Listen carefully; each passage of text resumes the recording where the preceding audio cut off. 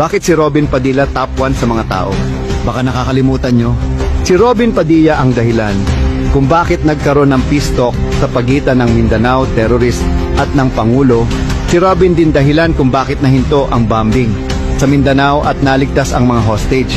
Siya po ang peacemaker noon na sobrang hirap kausapin ng mga taga Mindanao. He organized peace talk.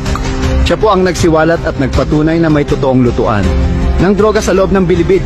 Hindi pa siya senador pero may naipasa na siyang batas. Siya ang nagtayo ng Therapeutic Center Against Drug sa loob ng Bilibid. He was elected as Philippine Army Multi-Sectoral Advisory Board Strategic Communication. Hindi siya ma-elect ng Army kung di siya qualified at kung wala siyang kakayahan. Nakapagtapos siya ng criminology kaya wag niyong sabihin na wala naman siyang pinag-aralan.